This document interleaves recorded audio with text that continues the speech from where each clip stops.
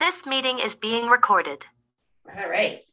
So if you want to smile, everybody, Deb will go ahead and tell us when we're ready to take our picture. All right, hold on, just trying to get my screen to be a little bit more cooperative here. Okay, so everyone's not like too tiny. All right, let me get rid of that chat message blocking the view. All right, everybody looking at your camera, not at each other. It's a trick, okay? All right, good, Happy New Year. All right, let me just make sure that worked. Fantastic, we're good. Thank you, Deb. So yeah, welcome everybody. We're excited for our topic today, which is learning about human design. And Nancy OKeefe is our guest speaker. And Nancy, you used to be the president, right, of SSWBN? I was a long time ago. Nice. Well, we're so happy that you're here. We'll just take a couple, minutes here, and everybody, if you want to go around, introduce yourself. If you want to just use your minute to introduce yourself, share whatever you'd like. I will just go around kind of as I see you on my screen, as Lisa says, the Brady Bunch screen. And yeah, feel free to share your information, put it in the chat. This is going to be recorded, and we will also share the chat in our follow-up email. So Pam Cunningham, you are my first square. I'm the first Brady Bunch kid. Mm-hmm. Good morning or good afternoon, everybody. Pam Cunningham, former board member and member for a number of years. And I am a financial advisor, and I should say that I left that business a year ago to pursue fun and other things like travel and spending time with my husband. And having said all that, given COVID, we haven't done much travel, but I'm enjoying doing a bunch of different volunteer activities and looking forward to travel. Awesome. I know, right? Good. That the timing couldn't have been worse, right? For travel, yeah. Yeah. For that, yes, for that piece. I don't look back. Nope. Donna. Oh, you're on mute, Donna. Donna M. Schreiler, former board member, Mary Kay, everything for personal image improvement. Just give me a call. I'm available all the time. Awesome. Thank you. And I use Donna's Mary Kay products, which I absolutely love. And I need to reach out to you because I need some more. Okay, I will. Danielle. So Danielle Kemp is joining us, and you are from Dogs for Better Lives, which is our quarterly charity. So welcome, Danielle. Well, thank you for having me. So Dogs for Better Lives, we train service dogs for autistic kids age 4 to 8 and deaf adults. And we've been around for 44 years out in Oregon, but just this summer got us a property in Falmouth. So now our Northeast campus, we're having the ribbon cutting in April. We've got some dogs there right now, but COVID. So if you want to learn more, I put our info in the link. And it's a wonderful organization because not only do we do the service dogs, we're in a good financial place that we can give them to clients for free. Most organizations charge thousands of dollars to get a dog. Wow. And we luckily have an endowment. So everything you donate goes straight to programs training those dogs. So thanks for having me this month. Yes, no, that's awesome. We're so glad you could join us. Thank you. Mary Ford, it's nice to see you. Oh, nice to see everyone. And let's hope for warmer weather soon and less Omicron or whatever they're called now. There's something also called Florona, which is the flu and corona together. Nothing to be afraid of. But I'm a former newspaper editor. I'm a current author, and I have an editing service. So if you need another set of eyes, give me a shout. And I'm so glad to see everyone. Oh, great. Well, we're glad to see you. Lauren Farrell, is it Farrell? Farrell? Farrell. Hi. Hi, can you hear me okay? Yeah. Hi, Lynn. It's nice to meet everybody. This is my first Zoom call with you guys. I work at Lallison Higgins. I think Shannon, I think you know Mike Stewart. Oh yeah, I do. Yeah. Wow, we went to college together. Small world. I know Megan, which is funny. So I do insurance. I do mostly personal lines insurance. I work in Weymouth and I live in Abington. And I'm really excited to be on the call and to get to know everybody. Yeah, thank you. Welcome to the group. Thank you. Lynn Feingold, hello. Well, hello, everybody. Lynn Feingold, virtual assistant. I do a wide variety of tasks for solopreneurs and small business owners. I'm always happy to have a one-on-one with anyone in the group because I like to get to know people and see how I can help them and help their friends. Thanks very much. Awesome. Thank you. Hi, Allison. I was paying attention. I was looking people up. Hi, I'm Allison Guido from Amlar Building and Remodeling Company. We are a residential remodeler on the South Shore. We've been around for 63 years. We do everything from windows and doors right through design build, kitchens, baths, additions, and new homes. And I am the former president of the network. So welcome to all of our new members. We're really excited to have you here. Yeah, thank you, Allison. And Allison has an awesome podcast with her husband. I was lucky enough to be part of it last week, so you can check that out. Soon to hear Michelle and Lynn coming up soon. Marcy, hello. You look nice and cozy. I was so cold this morning that I'm still all bundled up, so I don't normally sit in the house with a big scarf on, but you look cozy. I'm Marcy Desmond, and I'm a health and wellness coach. My business is Marcy's Wellness Alternative, and my focus is helping high-achieving women who struggle with emotional eating and yo-yo dieting. Yes, Marcy gave a great presentation for us, and we're looking to actually do another one with you over the summer. So we will connect. And our guest speaker, Nancy. Hi, my name is Nancy OKeefe. I was a past president of the network. It's great to see everybody. I have, over the last couple of years, relocated to Hilton Head, South Carolina. And it's nice to see some familiar faces, Pam and Allison, and I think I saw Amy, and to see some new faces. So I look forward to learning all about your human design and helping you work your way through the chart. We can't wait. Cathy Burgess, I'm so happy you're here. Thank you. I'm happy I'm here too. I was in the SSWBN a while ago. I'm not in it right now. I have an online women's magazine called Herself 360. It's a place for women to share their stories to help other women that might be going through the same thing you went through, or to help you with what you're doing right now, whether it's your business or your specialty. And I'm in Pembroke, Massachusetts. Thank you, Cathy. Glad you're here today. Shannon. And I see a whole bunch of people I know. Oh, good. Yeah, it's a good crew today. Yeah.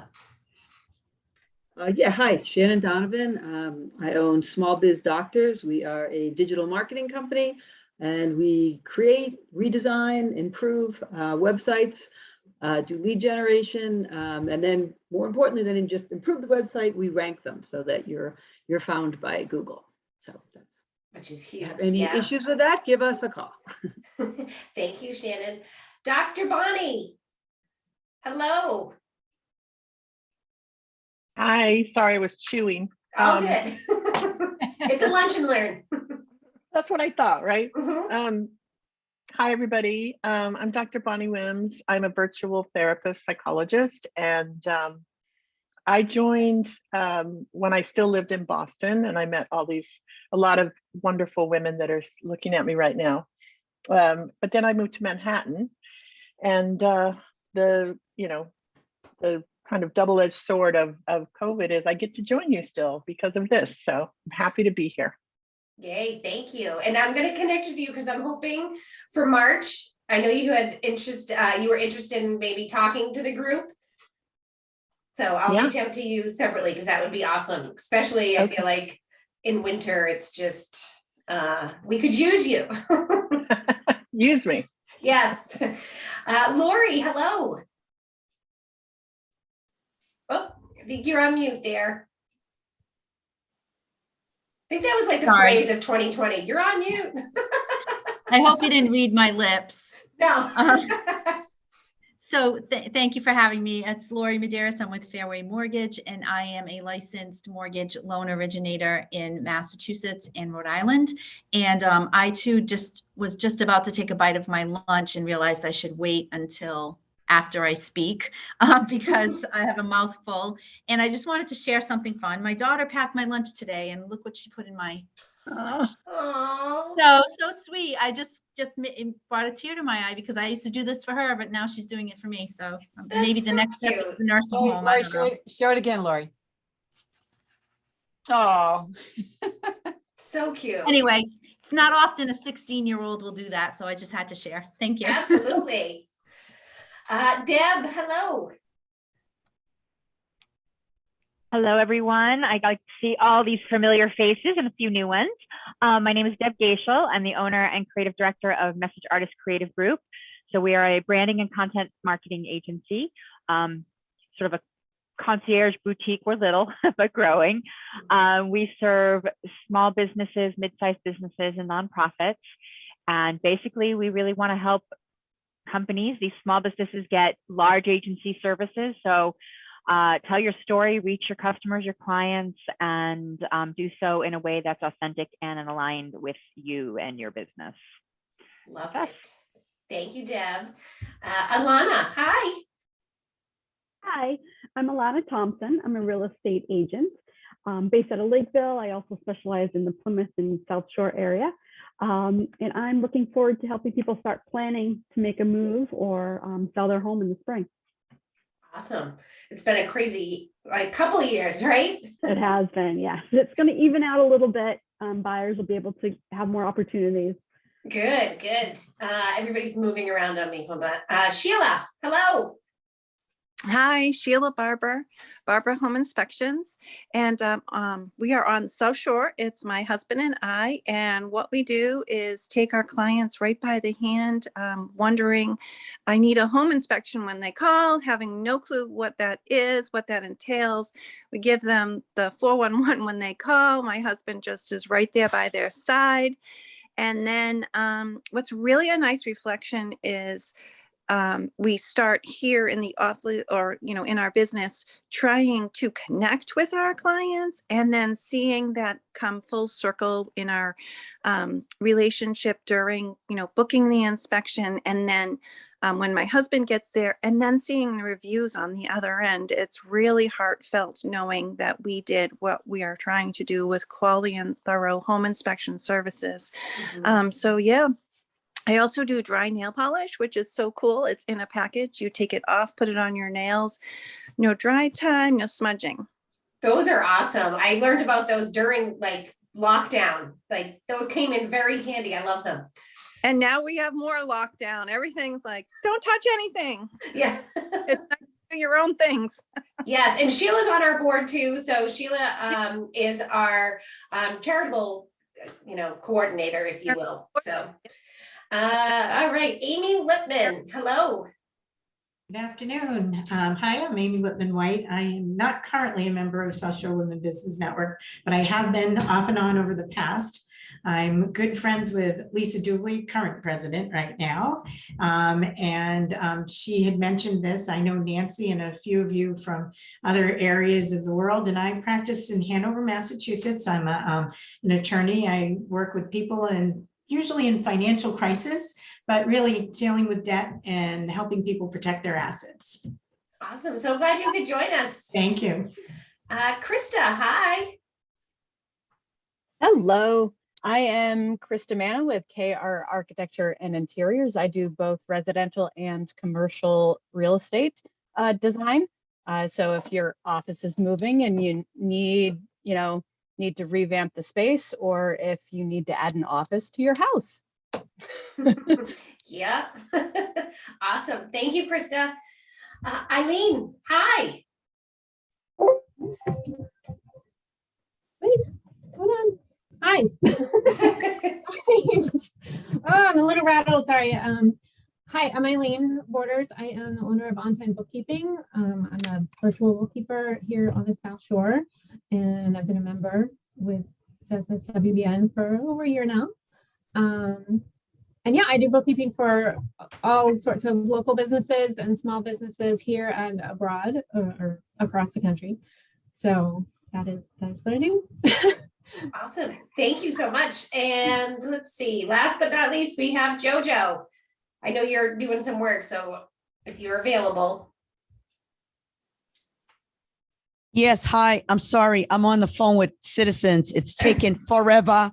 Anyway, I am a video content creator, and I help people to create fabulous sales pitches that are custom designed for you as a video email signature. We use it for social media. I write the commercial. We edit it. It looks like a film-like experience, and I help you to distribute it on up to 18 platforms, which is it's a pretty unique experience. And I'm the only one in the entire world that I know that is doing what I'm doing. And I've been in this field for 56 years, meaning I've been in media. So it's not something that I just decided to do, and love what I do. And 8 out of 10 people that I meet with sign up to do one of these. That's how effective they are. Anyway, that's pretty much it. Thank you for having me. Thank you.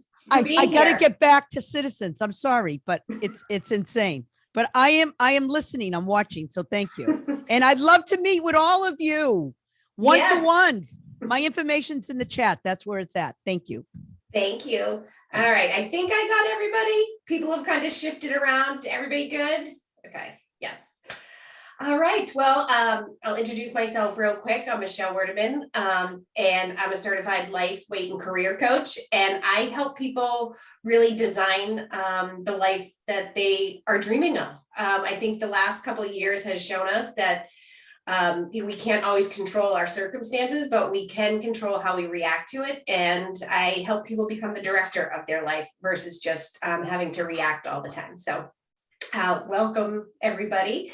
And all right, I will throw it over to you, Nancy. And for those of you who were not maybe on the call, there is a link in the chat if you want to go to follow along as Nancy's doing her presentation with your own human design chart.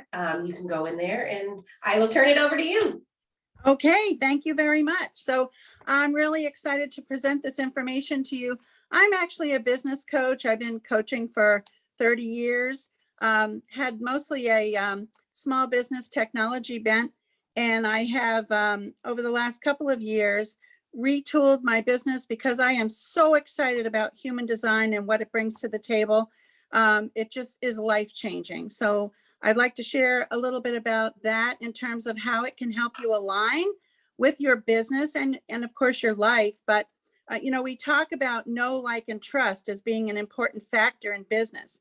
But we're all told how to act in business, how to dress. That's relaxed a little bit, but also just how to be.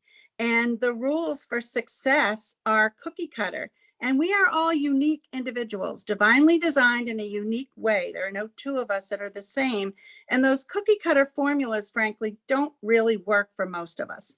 So if you're hiding behind the mask of doing what you've been told to do, and you're not being your true self when you're working with your clients, how can you expect them to really get to know you, like you, and of course, trust you? Because there's that element of, gee, am I really getting what I think I'm getting here?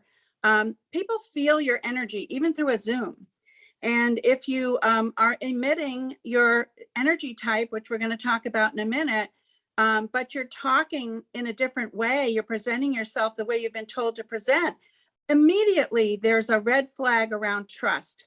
So if you want to be more successful in your business with your clients and attract the right clients, it's really important to get to know who you are, truly who you are. And human design is a fabulous tool to do that. I am a Myers-Briggs certified person. I use a lot of other instruments, which I have ditched almost every one of them in favor of human design. So without further ado, I hope all of you have your charts. It'll be a lot more meaningful if you can follow along. And I'll take questions at the end. Do I have the whole rest of the time, Michelle? Yeah, go right ahead. So we'll allow like about 15 minutes or so at the end in case you have any specific questions. And I have a little goodie for you at the end too. So you can dive into this a little bit more deeply if you choose. So if you pull out your chart, usually on most of the charts, there's a body graph, which looks like Greek. And to the left, or sometimes underneath, there'll be some specifics about you. And the first thing that we're going to talk about is your energy type. So if you can find that on your chart in that verbiage, while you're doing that, I'm just going to briefly tell you that human design was only brought into this world in 1987. It's a relatively new piece of information, and it was downloaded to a gentleman, and he created this body of work from that download. It's based on a lot of ancient systems as well as quantum physics. So it includes the chakra system, the I Ching, astrology, the Kabbalah. It's kind of an amalgamation of all of that. And what can it tell you? Well, it can tell you it's your blueprint. It's your energetic DNA. We all know we have physical DNA, but we also have energetic DNA. And this will tell you how you came into the world to be in terms of how you're wired to operate, what purpose you came into the world to solve, what lessons you came in to learn, and what special skills and talents you have that are energies that support you in meeting all of those things about yourself. So it's a very complex body graph with lots of layers. And what I hope to do today is acquaint you with the layers and give you the basics so that you can get a little better understanding about your energy and how you're here to operate. You may find this very validating.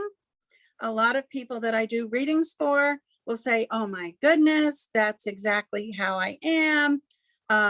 Some people are mildly shocked because they haven't been living out the true expression of their energy, but most people don't have any like big, enormous shakeup when they find out this information. It's more validating than anything else.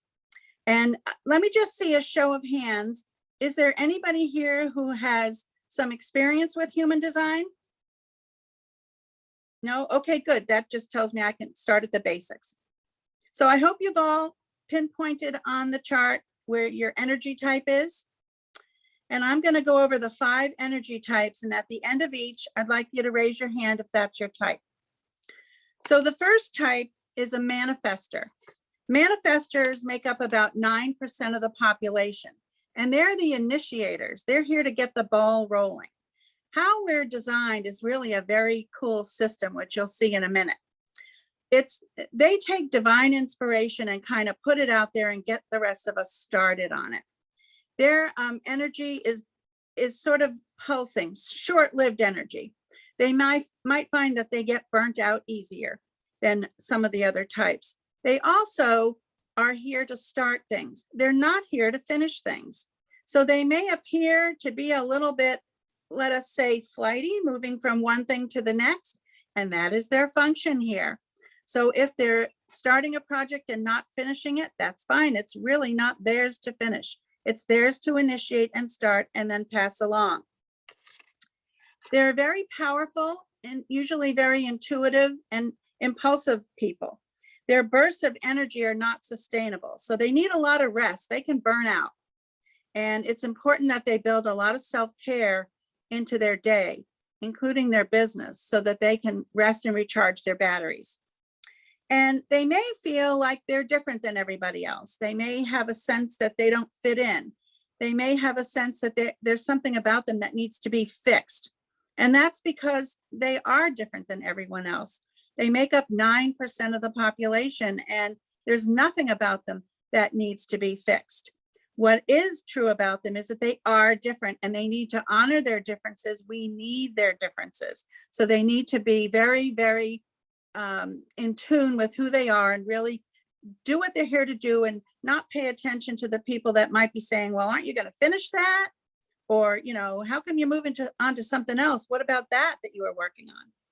All right, so how many of you feel or say on your chart that you're manifestors?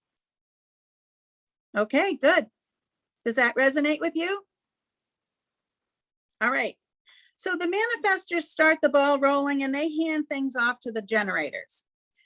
The generators make up 70% of the population, and generators come in 2 flavors, pure generators and what's known as a manifesting generator.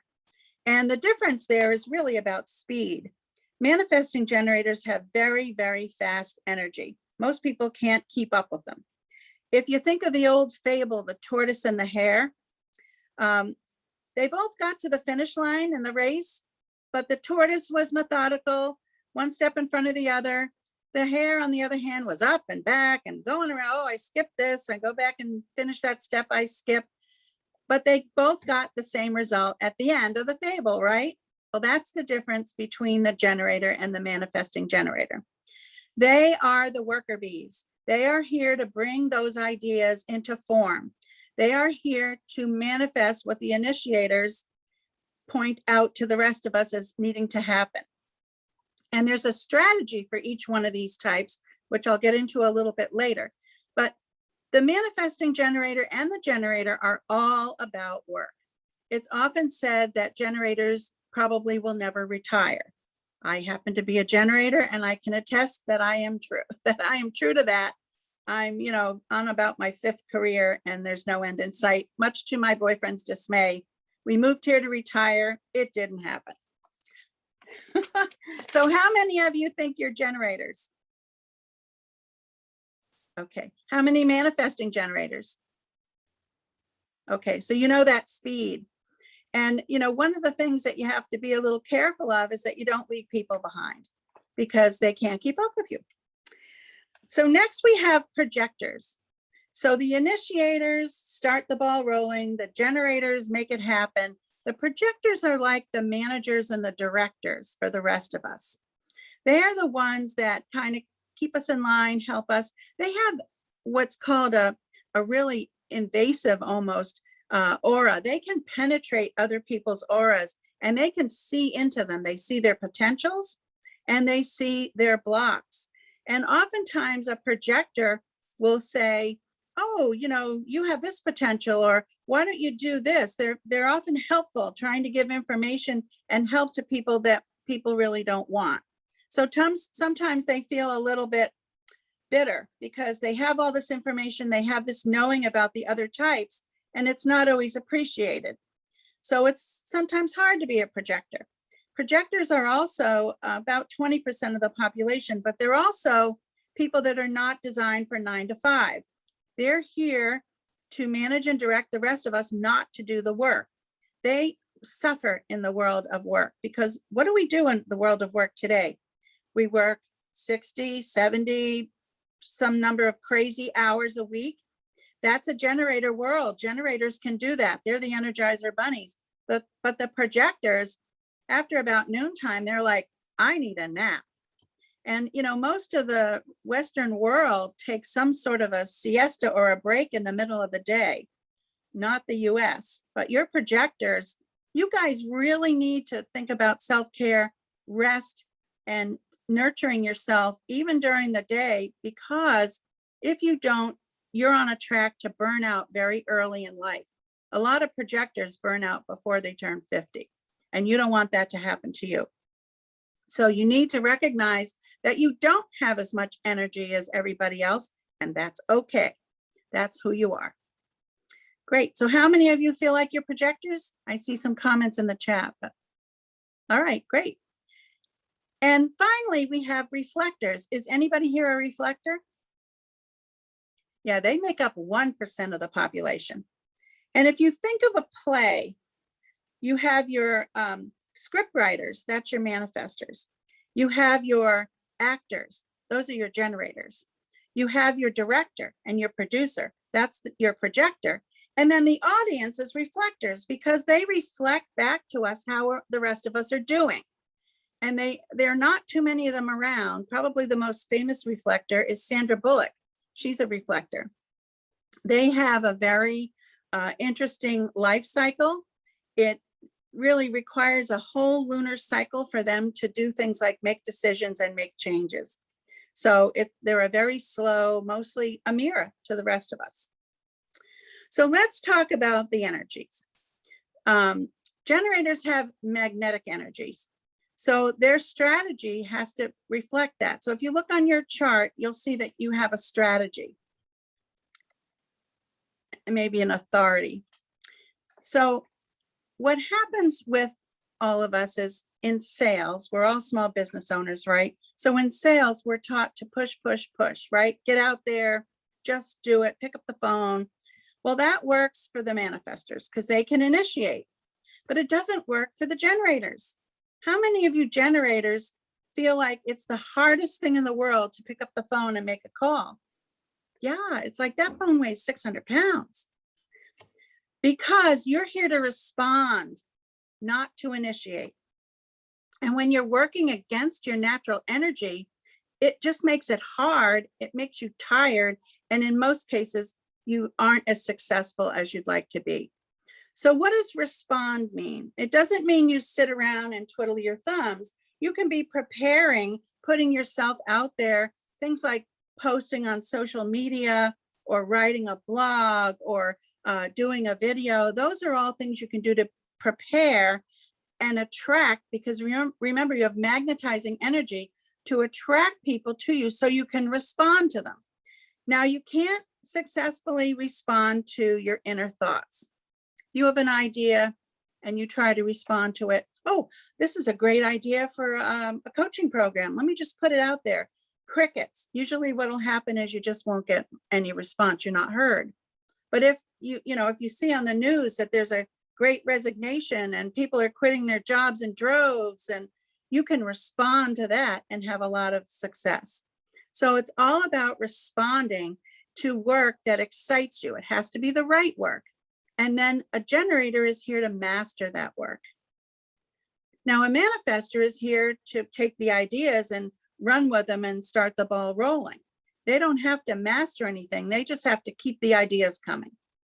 And the projector is here to help us implement. They're here to, when we stumble, fall down, or can't find our way through some of our blocks or fears, the projector is here to help us. So it's all about working together. And if you have a projector in your life, they can be a great source of support for you. They can be an amazing help to you if you stumble, have blocks, as we all do in business. I'm not going to spend a lot of time on the reflectors because there are so few of them in the world and nobody here is one. So we won't spend a lot of time on those. So the other thing that I'd like to talk about is the strategy for some of the other types. Now, if you are a manifestor, your strategy, you have this creative internal flow, and your strategy has to be to inform people because they don't know what you're thinking about. So as a manifestor, I have a manifesting generator boyfriend, and we've been together 20 years, but it always annoys me when he just comes down and just starts doing something. Why? Because he's got this idea in his head about what he's supposed to do, and he hasn't shared any of it with me, and it just hits me like by surprise. They also, because of their speed, when they walk into the room, it's like throwing a pebble in a pond, and the ripples wave out, and you can feel that disruption if you're a generator or a projector. So manifesting generators and manifestors have to inform. That's their strategy. Their best path to success is to tell other people what they're doing. And that's not natural because they work with this internal flow. Now, as a manifestor, if your internal flow gets disrupted, you're going to get angry. One of the not self, we call it not self reactions the manifestor has is to get angry. And they might snap at you, or they might give you an answer that's short, or just huff and puff in some way. And that's because you interrupted their flow. So working with manifestors, we have to be cognizant of the fact that when you interrupt them, you have to do it in a gentle way so that they're not like caught off guard. Now, generators, they get frustrated. They have a job to master what the work they're learning to do. So it's all about learning. If you're a generator, you're probably a continuous learner. You might read a lot. You're just somebody who just wants to know. But in the course of that, we have a stair-step learning process, and we'll learn something and we'll get to a plateau. And if we can't traverse that plateau, we get frustrated. And a lot of generators quit before they master it because the frustration is so great. Mastering that frustration is important because you're about 2 steps from a breakthrough when you feel that frustration.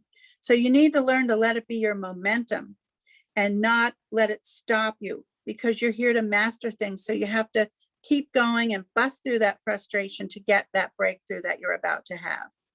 So the nemesis of the generator is frustration. The nemesis of the manifester is not informing, getting angry. And guess what, you poor manifesting generators, you have both of those. You can get angry and you can get frustrated.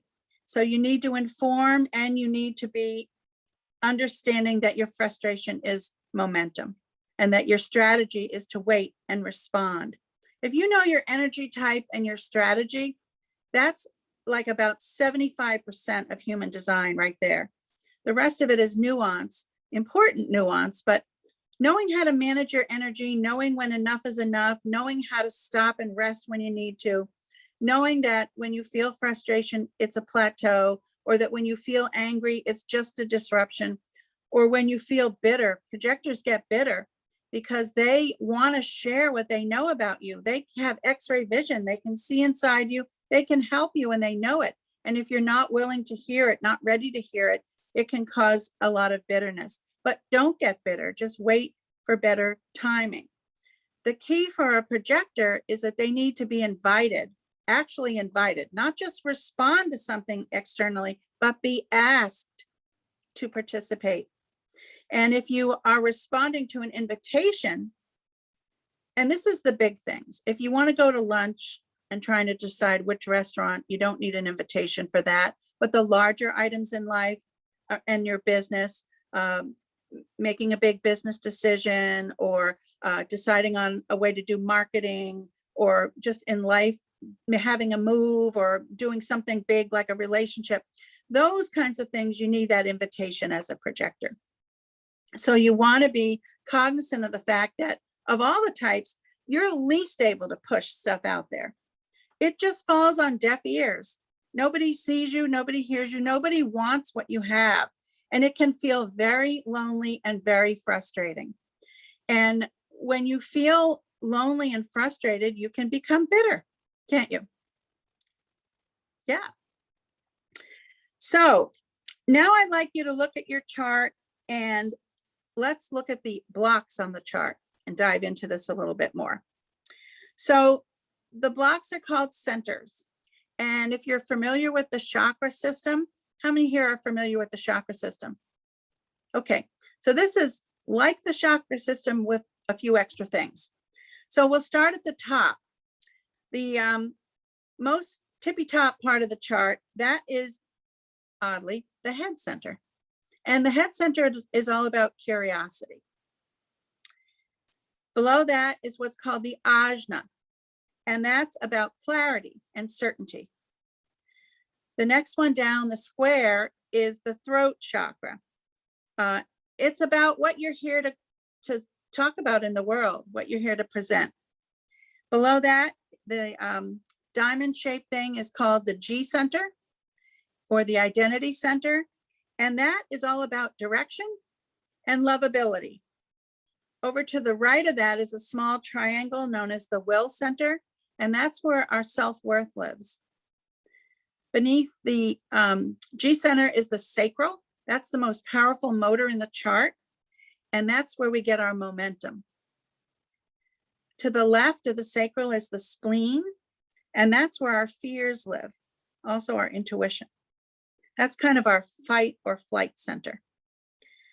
Over on the right, the corresponding right triangle is our solar plexus, and that's where our relationships live. Not only relationships with others, but relationships with ourselves. Are we good enough? Are we enough? And that's where we find abundance there also. And if anybody's heard of the law of attraction, which I'm sure many of you have, working to manifest things and bring what you want into your life through the law of attraction is highly dependent on how you use your emotional solar plexus, which we'll talk about in a minute. And finally, the square at the bottom is your root chakra, and that's about taking action. Now in your chart, you'll notice that some of the centers are colored in and some of the centers are white or blank. And if they're white or blank, that just means that they're open and that you can absorb energy from the people around you. So if you go into a live networking situation, as an example, and there's a bunch of people in there with, you know, different energy than you have, you can absorb some of their energies in that center and you can borrow them and use them. And for you projectors, you may find that sometimes you can borrow some power energy from the sacral and you can feel like Superwoman. You can feel like you could do anything. But then when you leave that situation, that energy goes away and all of a sudden you feel completely depleted. That's probably the biggest example. But the defined centers, the ones that are colored in, and the colors don't mean anything, that just means that that energy is consistent for you. You have that energy defined in your chart, meaning you have that all the time, 100% of the time, and you know exactly how it operates and exactly how to use it. So it's important for you to understand that open centers give you opportunity to explore new things and new ways of being, gives you multiple vantage points for things, but it can also create a situation where you're kind of not sure which thoughts are yours and which are the people you're around. Where the defined centers gives you consistency and gives you the ability to draw on and use that energy anytime you want to, in a way that you know how to use it. So those are, I like to say, those are your natural skills and talents that you bring with you into the world. Everybody's design has a purpose, and your chart gives you your purpose, and it also shows you which natural talents and skills you brought into the world with you to help you meet that purpose. So let's go over the, oh, and then let me just finish what the rest of the chart looks like. So there are lines connecting the centers. Those are called channels. When you have a gate, if everybody could mute their microphone, that would be helpful. If you have a gate, it's highlighted, so it's colored in some way. That's the energy, the natural skills that you have. They're called gates. And when two gates on opposing circuits match, that's a channel. So if there's a line that's colored in, that's a channel, and that means you have both gates at the end of that. And that's, you know, again, getting into the nuances of the chart, which we're not going to be able to go over all the gates here because there's 64 of them and we just won't have time. But we will go into what some of them mean in terms of the centers. All right, so the next thing I'd like to talk about are the natural challenges that are built into the chart based on your energy type. So some of these I've already talked about, but I want to be sure that you're really clear on this because this is a key to managing your energy. So if you are a manifester, knowing when enough is enough and knowing when it's time to rest is a key factor. You are also subject to burnout because you don't have sustainable energy like a generator. The only types that have sustainable energy are generators and manifesting generators. And it's important that you manage your anger, which we already talked about, and also claim your power. A lot of manifestors hide because they feel embarrassed by their power. Claim your power. You're here for a reason, to start things off. People need you. Generators can't start things off, so we need our manifestors. So trust in your intuition, because one of the key factors about being a manifestor is that you have a very strong intuition. You just know things. You just know things. So trust that, because that is an important aspect of who you are. You're probably somebody who gets a lot of guidance from the other side, a lot of downloads, a lot of ideas that just come to you from nowhere, and you just know that they're real and true, and they are. So always trust that. One of the biggest problems that manifestors have is trusting in their own intuition. You don't like being told what to do. And in the world of work, guess what? We get told what to do, don't we? So that's something that can kick off your anger. Just be aware of that and try to, you know, take it. Lynn Feingold is laughing. So that's resonating with her. Sticking with things and finishing things is a real challenge for manifestors. And that's okay. Don't beat yourself up about it. You're not here to finish everything you start. You're here to start everything you're supposed to start. Some things you'll finish, some things you won't, and that's just the way it is. And Deb hates being told what to do too. And again, manifestors do work a little faster than some other people, not quite as fast as the manifesting generators, but be mindful that you might have to bring people up to speed. They might not be going along in their thinking process as quickly as you are. Generators, it's that quitting prematurely. That's your biggest nemesis. That and not responding and trying to push things out there when you can't initiate. In business, though, those are the two toughest things for generators. We tend to start something, we don't get the traction because we pushed it out there and not responded with it. And what happens? We end up saying, oh, that isn't going to work. Let me try something else. And we get in this loop of trying something. When in fact, if we waited to respond, make sure that the timing is right, we would be in a better position and we wouldn't have to spin our wheels so much. Also, it's important to keep busy and wear yourself out, because exercise is excellent for generators and manifesting generators. You got to burn all that energy before you can get a good night's sleep. So if you're having any trouble sleeping, it's because you're not burning off all your energy. So, get up and dance, take a walk, whatever you need to do to burn that off before you go to bed, and you'll sleep a lot better. Patience is very hard for generators and manifesting generators. Waiting for that thing to come along to respond to can be very, very frustrating. And we don't live in a wait and see kind of world, do we? We live in a just do it, Nike, just do it kind of world. But that is not the right strategy for you, and it will not work in most cases. You have to wait to respond. And then again, finding the right work, not just being busy for busy's sake, but being busy with the right thing to do. So it's very important as a business owner that you're working on something that really excites you. If you're just going through the motions and doing something because, hey, you just fell into it after college, or you had a friend that was doing it, or I find this especially true in family businesses where people, join the family business, but it's not really their passion.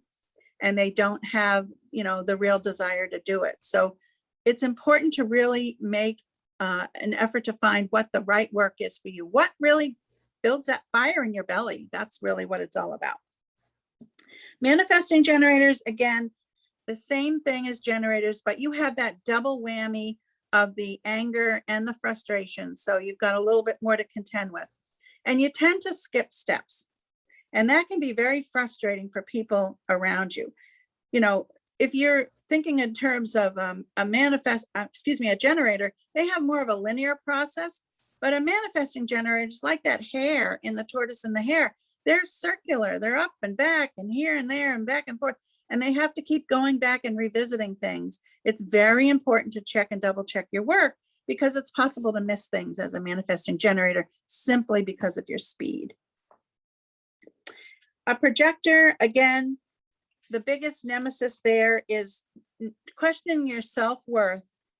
Yes, manifesting generators, yes, ADHD. It's not, it's just your energy. It's not really anything wrong with you. It's just who you are. Projectors can question their self-worth because when they constantly want to put what they know out there and it's not being heard or it's not received well, and they start to fall into that trap of bitterness, they can start to feel very, unworthy, and they can question their worth. And that's a big problem for projectors. They have a very, very valuable role to play in the dynamics with the rest of the groups. And if they're not responding to an invitation, they're not getting to put their gifts out in the world, and that can result in them feeling really bad about themselves. So learn to manage that, learn to wait for the invite, and managing your energy, again, is very important for the projector. Okay, so now when you look at your chart, we talked about the open centers and the defined, the colored in centers. Now I'd like you to, I'm going to go through the chart. What about forgetfulness? I think that's just old age. Or doing too much. I think manifesting generators can have a little bit of forgetfulness because they're moving so fast. So open centers, there are some vulnerabilities in each of the centers that you have open. So let's take a look at each of those. So how many people have an open head center? Raise your hand. Okay. There's a lot of pressure when your head center is open to figure things out. There's a lot of discomfort with doubt. You want to know the answers. And there are no answers in the head. This is one of the biggest things you have been mistaught in your life. We are taught to make decisions. Is open the triangle that's facing up? No, open is the white center. The head is the first center. It is a triangle. And if it's white, it's open. If it's colored in, it's closed. So one of the biggest misnomers is how to make a decision. We're all taught to do it logically, right? Weigh the pros and cons, figure it out, you know, look at it logically, think about it, decide. No one type should make a decision in their head. The head is not for decision making. The head is for curiosity and asking the right questions so that you can get the answers. So all the teaching in college and everywhere you've been taught to look at things in a way that's logical, weigh the pros and cons. Is this the right thing to do? You're never going to get an aligned choice by thinking about it in your head. Everybody has an authority. You look on your chart in the verbiage on the left, it should tell you what your authority is. It might be emotional solar plexus. It might be splenic authority. Everybody see that? I'll get into those in a few minutes, but know that you're just supposed to ask questions with your head, and you're supposed to formulate the right questions and create curiosity and a little bit of doubt, because that's how you find out what the possibilities are. And the head is all about possibilities. Now, if your head center is defined, you're pretty cool with the curiosity factor. You don't feel the stress to get all the answers, but you do act as an inspirational force. Yes, inner authority is the authority, inner authority. So you have to think about your head center as a place for looking at the possibilities, and that's really all it's for. And then in the case of a defined head center, you're often an inspiration for others because you're able to clearly see the possibilities and get curious about them and ask the right questions to help foster people's thinking, again, curiosity about something. Now, the next one down is the Ajna. How many people here have an open Ajna? Okay, the Ajna is where we struggle to be certain when it's open. We're never quite sure. We're always looking at things from multiple vantage points, and sometimes it's difficult for you to hold on to your own vision because you have so many other competing visions in your head. And getting clarity and certainty is sometimes challenging for people with an open Ajna. If you have a defined Ajna, you don't have that problem, but you might suffer from fixed or limiting thinking. You might not be able to see all the possibilities. You might need help in that area. But know that the Ajna is all about getting clarity, getting certainty around things. Again, not decision making, just getting enough answers so you have some sense of certainty. Beneath that is the throat center. How many people have an open throat? Okay. People with an open throat, wow, a lot of defined throats. People with an open throat struggle to be recognized and feel heard. And sometimes that can mean that you talk too much. You're trying to get people's attention. You're uncomfortable with the space in a conversation. If anybody pauses and there's a lull, you're probably going to jump in and fill it because you don't like that, place, that dead space. If your voice and your throat is defined, then you're not waiting for recognition. You know what you're here to talk about, and depending on how your throat's connected to the other centers, there's a specific message that you're here to talk about, and you're very, very vocal about that message. It's usually one of your core values. Now beneath that diamond, beneath the throat, that's our love and direction, the identity center, the G center. If it's open, how many people have an open center?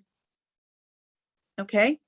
Open centers are where we kind of are looking for direction. You might have trouble with direction because, again, open is absorbing all the energy from people around you, and it might cause you some confusion about which direction to go in.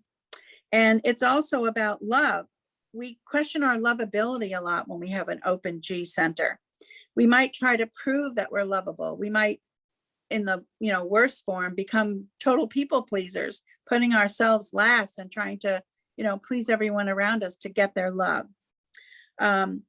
Sometimes people with open G centers in relationships, even client relationships, can try to be too much of what the other person is looking for rather than being themselves. And then they end up really serving no one. So it's important that you recognize that even in your client relationships, you can be striving to be more of what they want instead of being firm in who you are and having the right clients magnetized to you based on who you are. You're here with an open G to be wise about love and to be in the right place with the right people so that you can find the relationships that you need and want. And you're compromising your authority here is dangerous because you can end up falling in love with people that you see their potential, but it will never be realized. You can end up with the wrong clients because you're in a situation where you see what they could be, but again, it can't be realized. So understanding this area of your chart is very important. And again, the gates that are in that center that you have lit up will give a lot of clues to that. If you have a defined center, it's very important for you to be accepted for who you are. And you might be a little expressive about who you are in, let's say, your clothing or your hairstyle or some personal aspect of yourself, even in your business, your colors, your logo. And you want to be accepted for who you are. You don't want to be questioned. You just want people to look at you and say, wow, that's great. Love it. And that's very important to you. You can tend to want to walk away from people that are overly critical. You don't like to be criticized. That's the defined center. Now, the will center, there is willpower here, but mostly it's about pressure to prove your value. People with an open will, and that's about 80% of the population who has an open will center. Yep, most people. You really have the tendency to push with energy that you don't have, which can burn you out. And you're here to be wise about what's truly valuable in life. But if you have trouble with what's the right price to charge for my services or issues around, your own value and putting yourself out there for a wage or earnings, that can be very tricky for open will centers because you struggle to prove your value. You can also be an overachiever because you end up, in a position where you're constantly striving to prove yourself, and you might end up, just doing the extraordinary because you're in that space where you're proving yourself. Is anybody guilty of that, overachiever? Yeah. So a lot of great things have happened by people who had open will centers and were overachievers. All right, so let's move on to the spleen, which is on the left side of the chart. If your spleen is open, you are highly intuitive, and also you have a very sensitive immune system. Now, that doesn't mean you get sick a lot. What it means is that you are highly attuned to the messages your body is sending you. So if you feel a new ache or pain, or, you should be paying attention to the messages you're getting from your body, because they are really, there's a good communication channel there for open spleens. Spleen is where all the fears live. And, we all have fears. We can't eliminate our fears, but we can learn to conquer them and walk through them. But we need to recognize if we're feeling motivated from fear as opposed to a desire, because working from fear has a very different energetic footprint than working from a desire or something that you want to do. You struggle with time with an open spleen. Those people tend to be late a lot. It's just they can't help it. They're always 5 minutes late or something, 2 minutes late. You can also be medically empathic. You can feel other people's pain. I know I have an open spleen, and when I studied Reiki, I could feel the pain in people's bodies with my hands because I am highly medically empathic. I went to my pediatrician one time and told him my daughter had scarlet fever. And he said, Nancy, when did you get your medical degree? And I was like, well, I didn't, but I just know. And sure enough, she did. I just know. So if you are an open spleen, you probably just know things. Trust it. You just know it. You have a strong survival instinct and often a strong protective instinct for those you love. You would, if you're a parent, you'll fight to the death to protect your child or anybody really who's in your inner circle. If you have a defined spleen, you can be afraid that you're going to miss the moment. You can be afraid that you're going to get immersed in something and miss all the good stuff. That's the characteristics of a defined spleen. Okay, in the center is the emotional solar plexus. I'm sorry, to the right is the emotional solar plexus. And if you have an open solar plexus, you're highly empathetic. You really can tune into the emotions of others. You experience other people's energy, and you have to watch out because it can be too much. So if you have a client that's kind of needy or is, a drama queen type person, it can really do a number on you to be working with a person like that because you're absorbing a lot of their energy there. And as you process it, it can drain you. So you need to make especially sure with an open solar plexus that you give yourself time to, process that information and step away from it. One thing I didn't say about the emotional solar plexus is your authority, your inner authority. If it is emotional solar plexus, you have to ride a wave to make a decision. Sacral energy, which is the box in the center, if you have that, you can get a yes, no answer immediately. Spleen authority, it's your intuition that tells you what's right and aligned. But emotional solar plexus, you need to ride a wave. It's an emotional wave. So for example, somebody might say, oh, we'd love to nominate you as president of the network. And at first you're like, wow, this is great. This is a great honor. Oh, I'm so excited.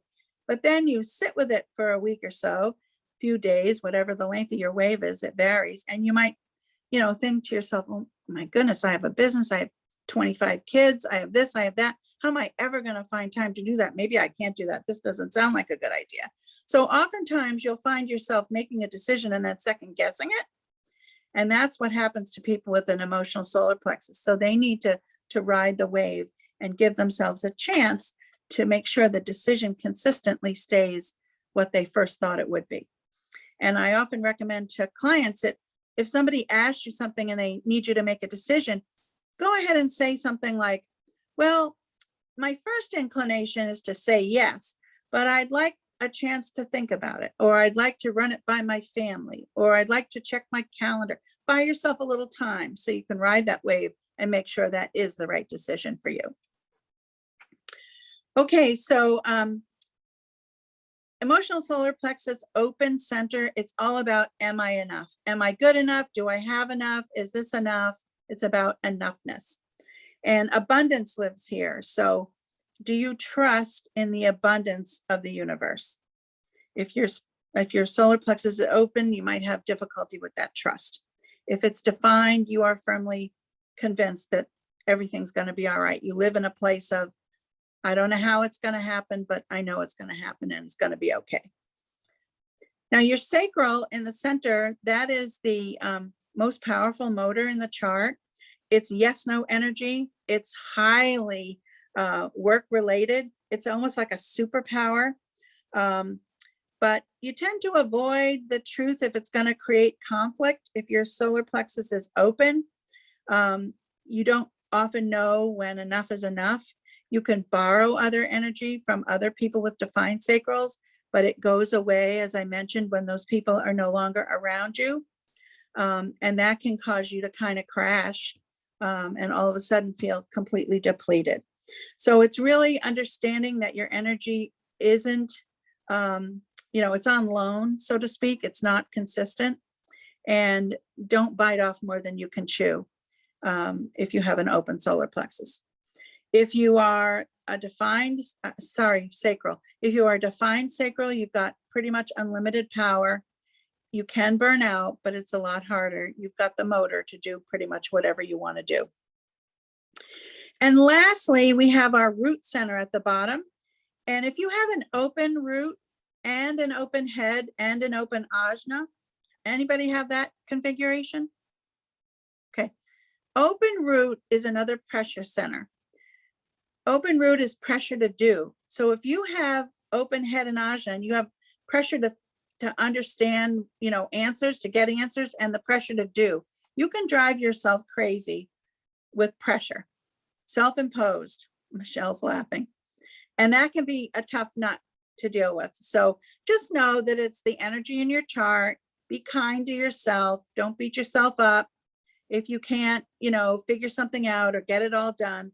People with an emotional root, with an open root often say things like, well, if I can just do this, then I can go do this. If I can just get this done, then I can go have a cookie or a cup of tea. But it doesn't really work like that. So give yourself a break. Don't be so hard on yourself. And if you have a defined root center, then you're just waiting for the pulse to give you that spark of action to go do what you need to do. The energy in the root center is not like continuous, it kind of pulse. So all of a sudden you'll get that spurt where you want to go do something. That's a defined root. And you can take advantage of those spurts. All right. That was a rapid fire walk through the centers.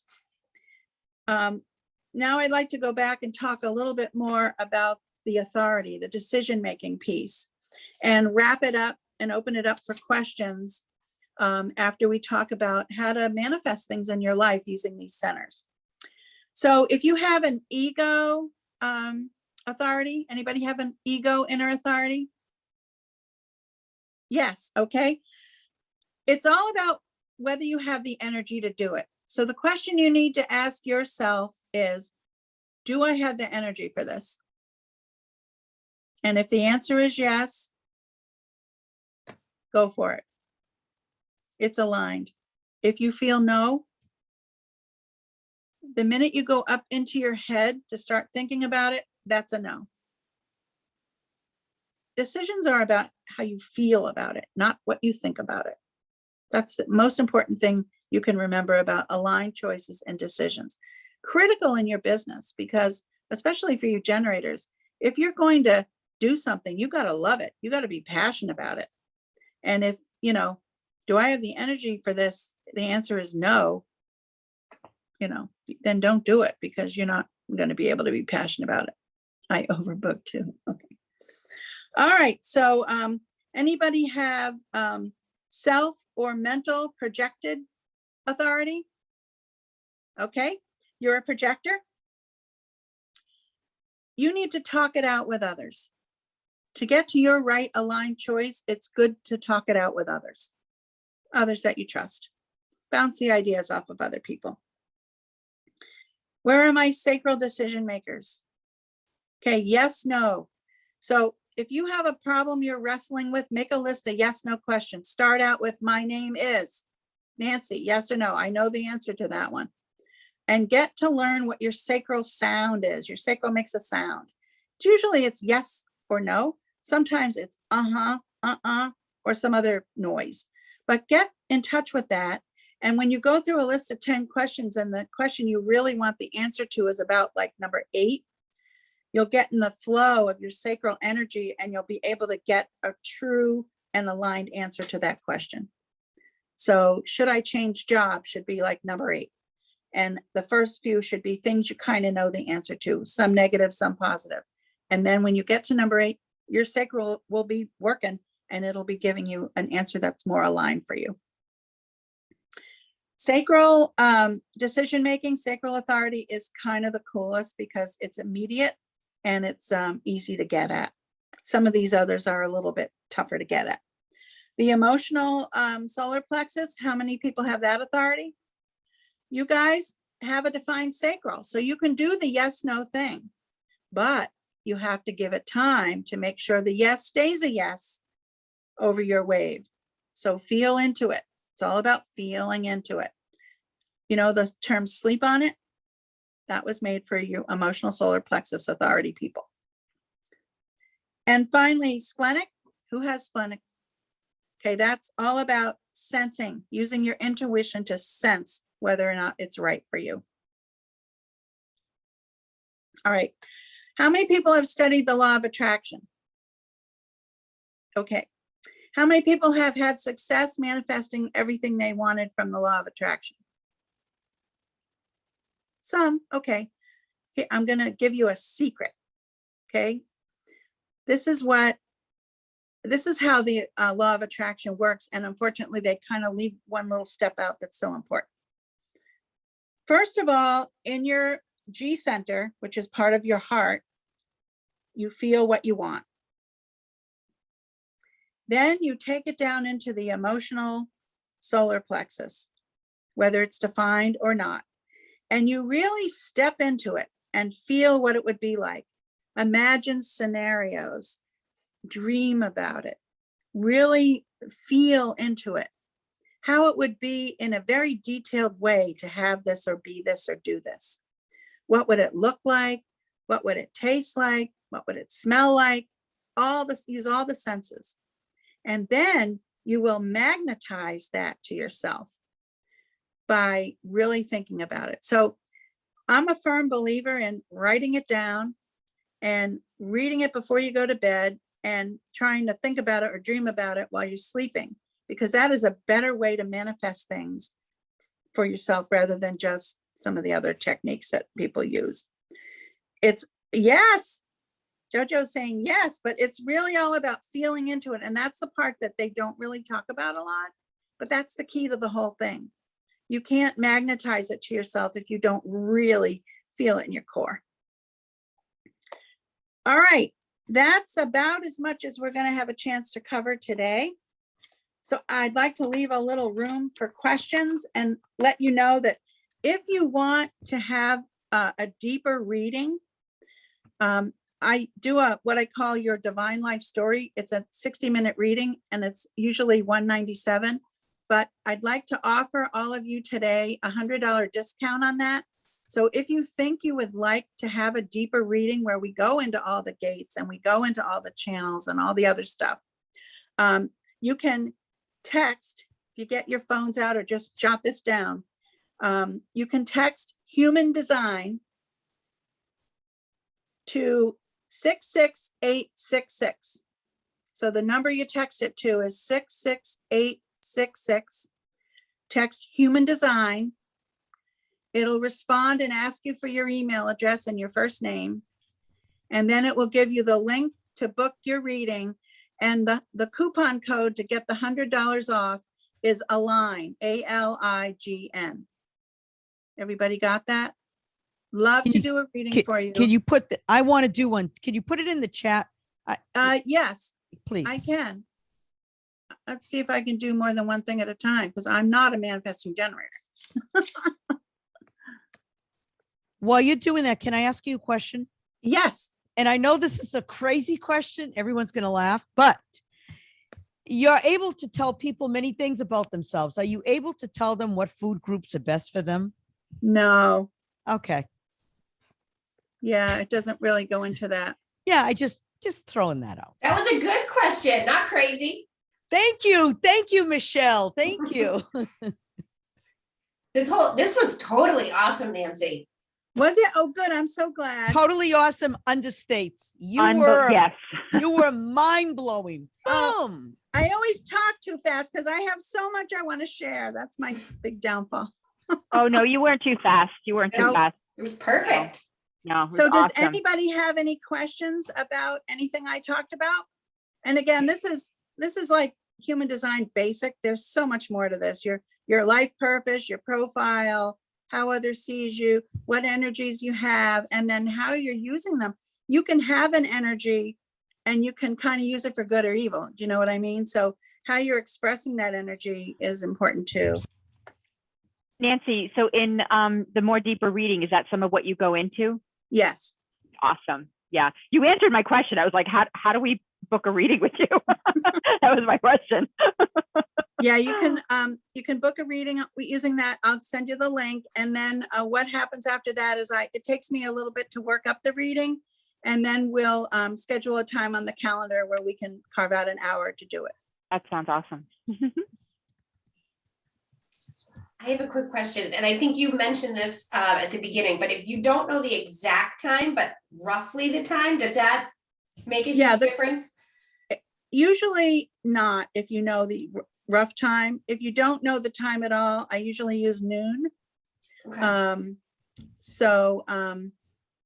Hang on a second. Oh, for some reason, okay, she's having trouble with the link. Did you are you texting? I'm putting in the 2 human design. It's all one word. There's no space. No, the 2 is 66866. Okay. Yeah, Got it. the number you texted to is 66866. Then you put in the word human design in the body of the text. Oh, you should get it. Okay. I'm sorry, Michelle. Can we go back to what you were saying? Oh yeah, no, that's a good, because I know I'm like around 2, and I was like, I might be 2:30, so I didn't know how much of a difference that would make. Yeah, it doesn't make that much difference. And I have found very few differences. If you're born on the cusp, between one zodiac sign and the other, and you don't have any sense of the time, once I've in like over 100 readings, once I've had a person who was totally different than what they thought they were, but not usually. Yeah. That's cool. It's funny. I'm actually right on the cusp of Cancer and Gemini. So neat. Cool. Any other questions? Yeah, Nancy, it's Pam. I think I may have missed this. What is the G? I have an open G. Open G is the direction and the identity center. So you might find yourself waffling with direction a little bit because you get so much input from everybody else around you regarding direction and your vision for yourself that you might find that confusing.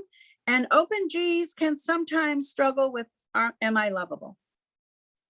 Where is that on the chart? Which box? It's kind of smack dab in the center. Underneath the underneath throat? Underneath the throat, right. Okay, got it. Thank you. You're welcome. Any other questions? Yeah, on the chart, it says definition, and then under it says triple split definition. What does that mean? Actually, you can have a single, a double, or a triple. And it just means that your chart is divided up into sort of 3 discrete sections. So in order to really come together and have access to everything, your best bet is you're a people person. You need other people. I'm a triple split too. And we're people who need people because it completes our chart. Gotcha. Okay, thank you. Where is that on the chart? It's over in the verbiage on the left. Definition, it'll say triple split, single, large split, small split, that kind of stuff. I see it. Yes, thanks. And what is sorry, go ahead, Deb. Okay, what's incarnation cross mean? Incarnation cross is kind of your life purpose. Oh, okay. Yeah. Well, you'll explain that in our reading. Yes, we definitely go deep into that in the reading. Cool. Very cool. In the not self theme, so like mine says frustration, does that mean I get frustrated? Yes. Yeah, that's that challenge we talked about, frustration and quitting prematurely. Okay, makes sense. Yeah, right there with you, Michelle. Oh, I can't wait for like an in-depth reading. Thank you so much for the discount. That's awesome. Oh, you're very welcome. And how about satisfaction for signature? Or what is signature? Well, signature is, again, that theme that comes up. Frustration is the opposite of satisfaction. So when you're feeling good about things and you're not experiencing frustration, then you're feeling satisfaction. Okay. And what about the profile? You strive to be satisfied. The profile is kind of like the coat you wear. That's how others see you. And there are a number of different profile combinations. There are actually 6 different profiles. So, I mean, I can just quickly touch on those if you like. So if you're a 1, if you have a 1 in your profile, you have a very investigative nature. You like to do research. You might find that you don't feel like you know enough until you research it thoroughly. So that could be sort of a analysis paralysis area for you in your business. If you're a 2, you're a hermit. You need alone time. You need to go off and be by yourself and process things. If you're a 3, you're somebody who's an explorer. You do a lot of experimentation. And if you are, yeah, everybody's got a split. Everybody has 2 numbers for their profile. I'm just going to tell you what each of the 6 numbers means. So the explorers never make a mistake. They experiment, and everything's an experiment. So if you do something and it fails miserably, that's okay. You got the experience. That's the way a 3 looks at life. And they learn through their experiences. 4s learn through their relationships. They're all about community, relationships, and sharing what they know with people. 5 are the karmic mirrors. They're visionary leaders. They can also be projected onto. They're very outspoken. People that are like advocates for something in a very strong way probably have a 5-1 profile. And 6 is the role model. Early in their life, they're 3s, they experiment. Then they go inward, usually, and then come out as a role model, somebody that has had a lot of experiences and can be called upon later in life for answers.